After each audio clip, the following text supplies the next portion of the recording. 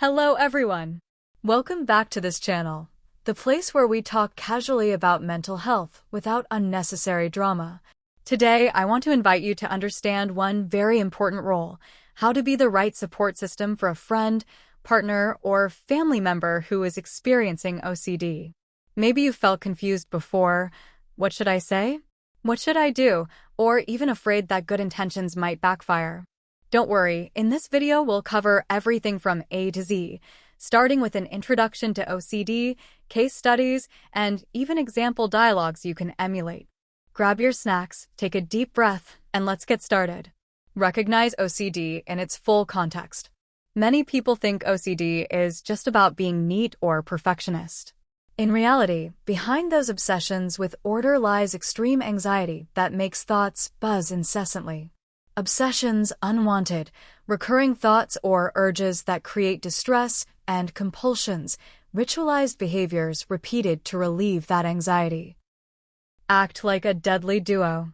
Imagine someone constantly feeling the front door isn't locked properly, even after checking it dozens of times.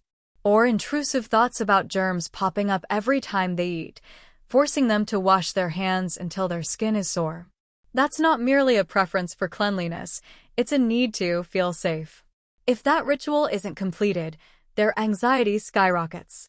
As support systems, we must understand that OCD is a serious anxiety disorder, not just an odd habit or mere perfectionism. Why your role matters so much. When someone lives with an ever-present critical voice in their head, they're prone to feeling isolated, believing no one truly understands. Imagine if every time they try to talk, all they hear is "you're being dramatic" or "stop being so needy."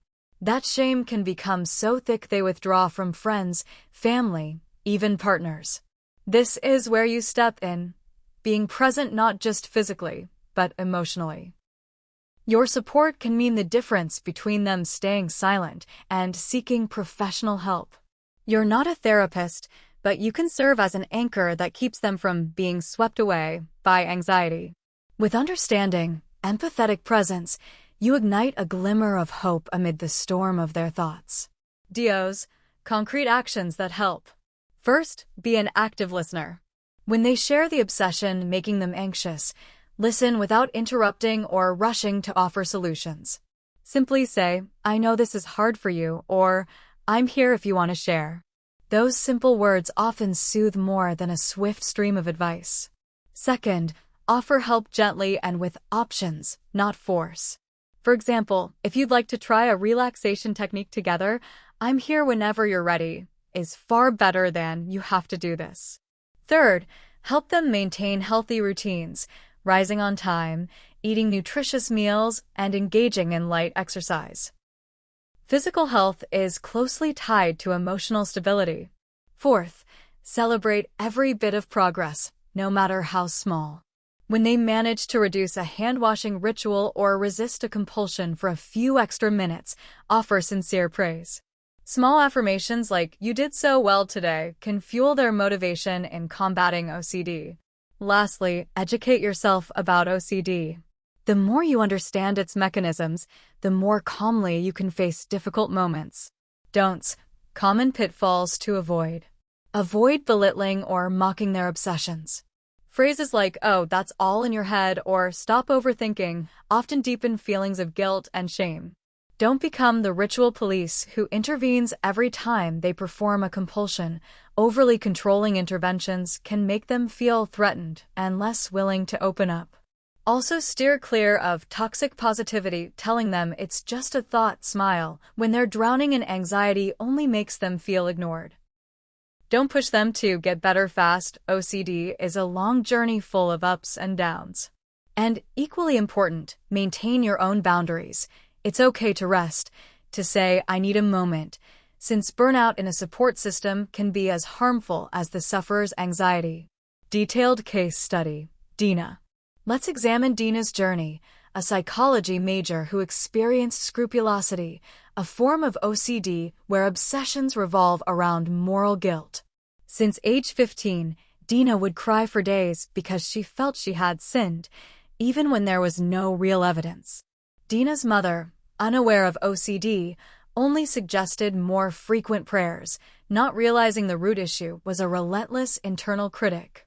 It wasn't until Dina's younger sibling, studying psychology at university, approached her with genuine empathy, listening without judgment, offering hugs during panic, and saying, "If you fear being bad, that means you have a good heart," that Dina felt emotional relief for the first time.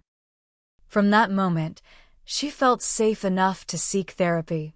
This story teaches us, sincere empathy can open the door to hope. Realistic dialogue examples. Scenario 1. Obsession with hurting others. Sufferer: I suddenly thought about pushing someone down the stairs. I'm terrified that means I'm a bad person. Supportive response: I can imagine how terrifying that thought must be. But I know you're not a bad person. Let's talk about what might be triggering that feeling, okay? Scenario 2. Hand-washing ritual. Sufferer: I've washed my hands 5 times already, but I still feel dirty. Supportive response: I see how hard you're trying to feel clean. Let's try a grounding exercise first.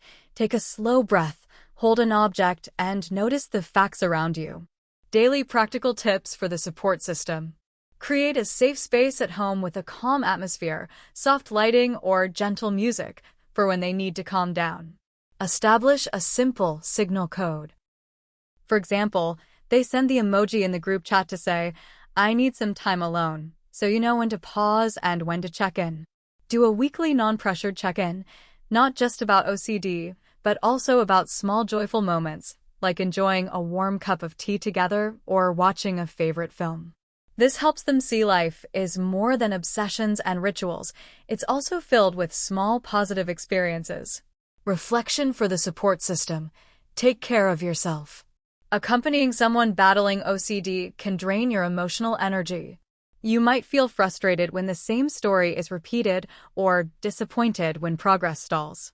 That's natural. It's vital to recognize signs of fatigue, difficulty concentrating, irritability, or feeling overwhelmed. Take time for self-care, light exercise, chatting with friends, or even seeking professional support yourself. Remember, you're not an unlimited superhero. Your support is more effective when you're mentally and physically healthy. When to encourage professional help. Although support from friends or family means a lot, there are times you need to urge them toward professional help. If obsessions lead them to self-harm, severely disrupt daily functioning, or if they express wanting to give up, that's a sign the support system role must be complemented by a therapist or psychiatrist. Gently invite them. "I care about you and want the best for you. Could we look for a therapist who feels right for you?" Make sure they feel invited, not forced. Creating a shared journal, a visual support tool. One creative way to support is to keep a joint daily journal. Each morning, invite them to write down their biggest worry and one thing they're grateful for. At night, together note that day's achievement, no matter how small. For example, managed to resist checking the door 3 times. This way, they see progress visually and are reminded of positive moments in their life. Educating family and surroundings. Sometimes stigma comes from family who don't understand OCD. You can facilitate a family discussion by presenting simple medical facts that OCD is an anxiety disorder, not bad character. Invite them to watch a short video or read an article together. Show that collective support, rather than criticism, speeds recovery. When the whole family shares the same perspective, the sufferer feels a stronger sense of safety and belonging. The role of humor and camaraderie.